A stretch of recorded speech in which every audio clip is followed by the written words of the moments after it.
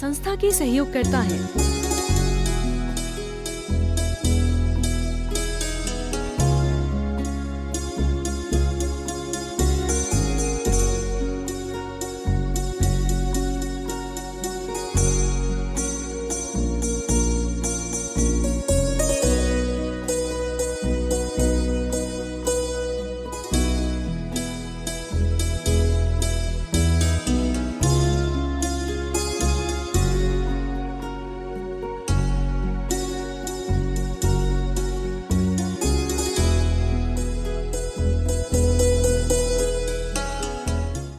पाप का धन वरदान नहीं होता, पाप का धन वरदान नहीं होता, पत्थर पूजने से भगवान नहीं होता।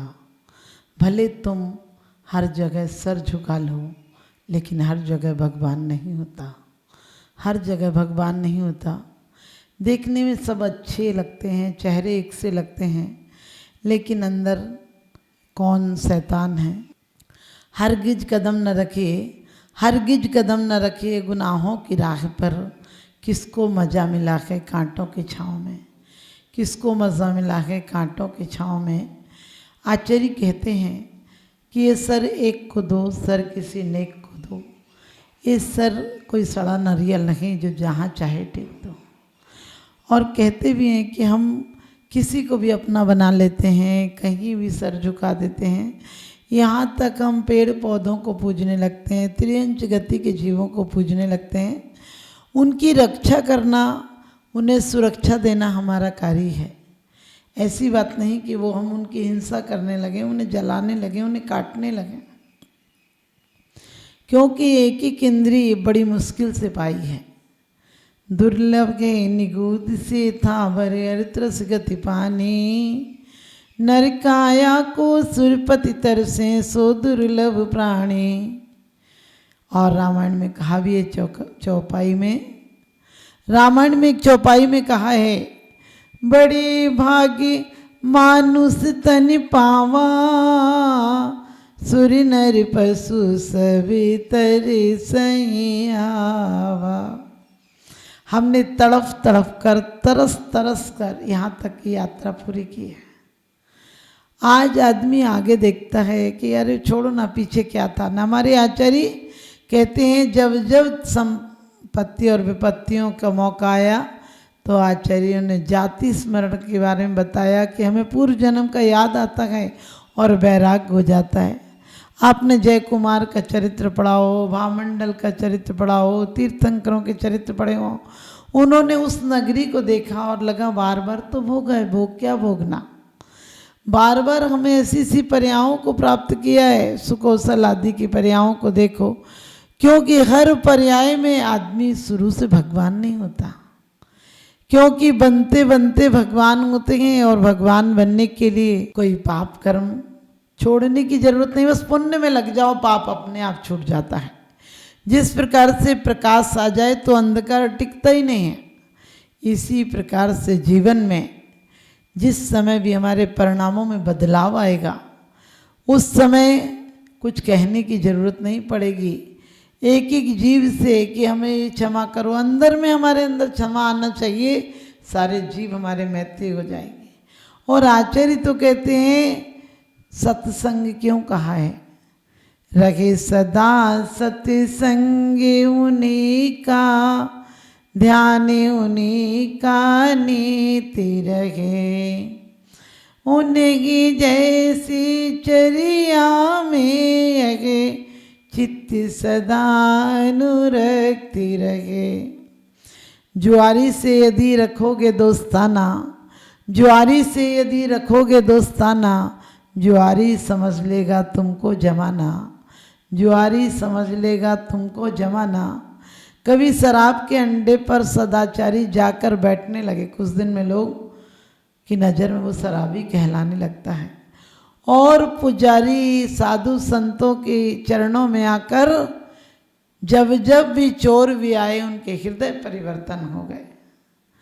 अंगुली माल देखिए कितना भयंकर डाकू था, जो आता उसे जिंदा तो छोड़ता ही नहीं था। लेकिन बुद्ध उधर से निकले, लोगों ने बहुत मना किया कि आप मत जाओ, वो तो मार ही देता है। उन्होंने क्या कहा, साधु होकर रास्ता बदल दे, ये नहीं हो सकता है। जो होगा देखा जाएगा, मौत तो आ जाएगी, कल आएगी, मौत से भी क्या डरना।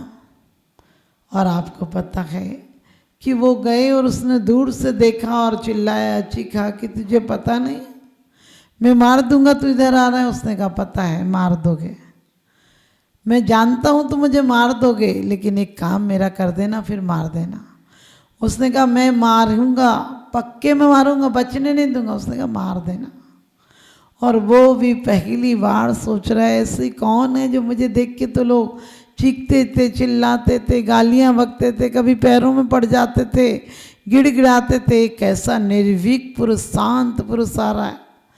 और कहते हैं जब वो पास में आए तो वो फरसा लेकर आया। फरसा देखकर वो बोले एक काम करो, मुझे मार देना, मैं भागूंगा नहीं, मुझे बांधने की जरूरत नहीं पड़ेगी। साधु स्वयं में बंधा होता है, साधु भागता नहीं है, साधु जागता है। साधु दौड़ कर नहीं पाता है, साधु विश्राम से पाता है। जहाँ विश्राम हो जाए, जहाँ संसारिक कार्यों से विराम हो जाए, वहाँ राम अपने आप मिल जाते हैं। उन्होंने कहा मैं भागूंगा नहीं, बांधने की जरूरत नहीं है, लेकिन सिर्फ इतना सा काम कर कि ये सामने डाल पे से थोड़े से पत्ते तोड़ ला। वो तो डकैत था, सिर्फ तोड़ने की परिभाषा ही जानता था।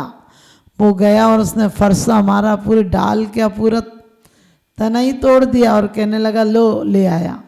उन्होंने कहा इतनी ज़्यादा हिंसा की क्या जरूरत थी, जब मैंने तुझसे बोला था पत्तियां लाना तो इतना क्यों लाया। तो वो कहने लगा तुमने मुझे थोड़ी सी लाने को कहा था, मैं सैकड़ों के हजारों पत्तियां ले आया, बोलो अब क्या काम है।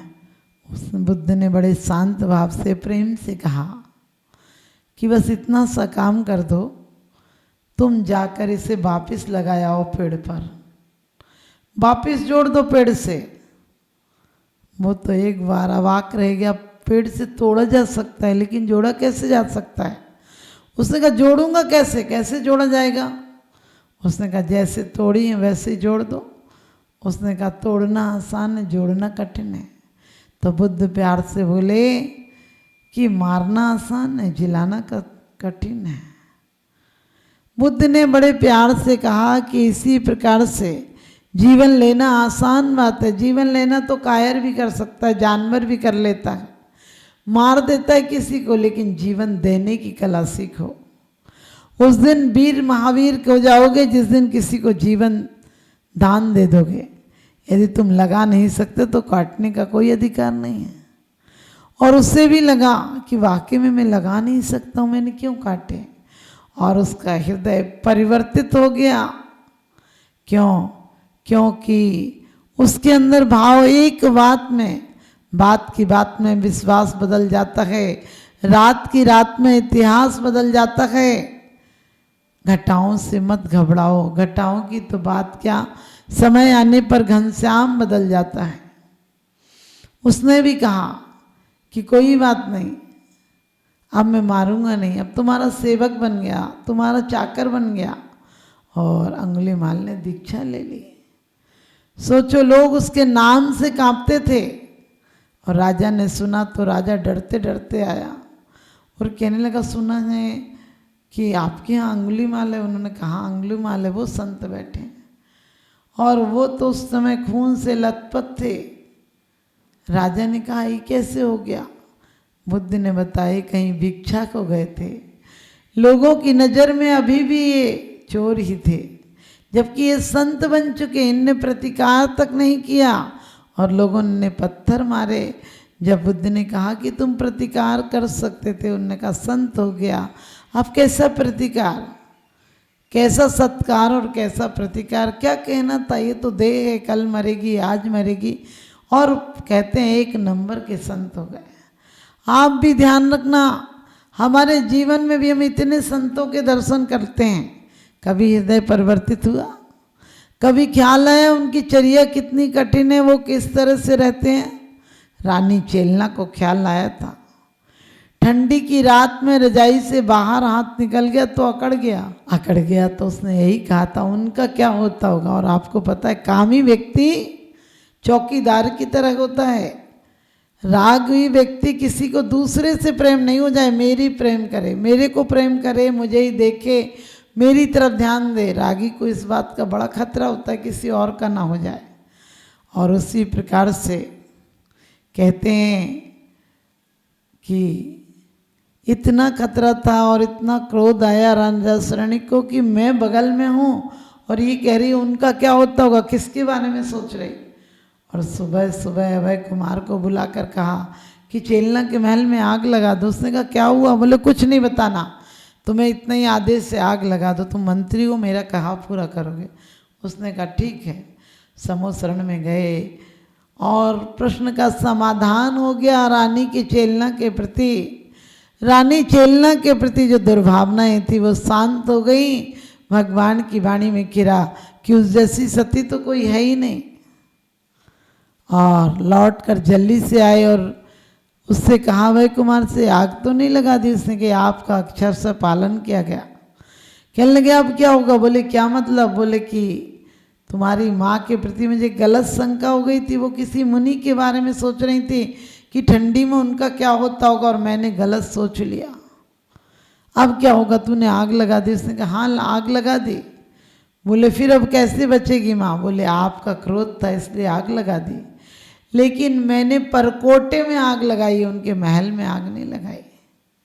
क्योंकि समझदार यदि कहीं अपराध होते भी हैं तो बहुत विवेक पूर्वक करता है, बंद नहीं करता है, कसाई नहीं करता है, योगों की प्रवृत्ति में ज़्यादा संलीन नहीं होता है। क्योंकि वो करता भी है तो एक नौकरी की तरह करता है, करता एक ड्यूटी की तरह करता है, करता एक कर्तव्य की तरह करता है। जिस प्रकार से ब्याही बेटी शादी होने के बाद जिस प्रकार से शादी हो जाए तो बेटी ब्याही जाती है, उसके बाद परिवार वही होता है, माँ बाप वही होते हैं, लेकिन उसका नज़रिया बदल जाता है। शादी के पहले वो 10-10 हज़ार की शॉपिंग कराती थी, अब एक रूमाल उठाने में उसका दिल कांपता है कि भाभी का घर है, भाभी क्या कहेगी कि मेरे यहाँ से बिना पूछे ले गई। सोचना सिर्फ नज़रिया बदला है, घर नहीं बदला, परिवार नहीं बदला, लेकिन लगाव कहीं और हो गया। बरसात वहाँ होगी, बरसात आप जहाँ रह रही है पीहर में वहाँ भी होगी तो याद आएगा मेरे कमरे की खिड़की खुली ना रह गई हो। संस्था की सहयोग करता है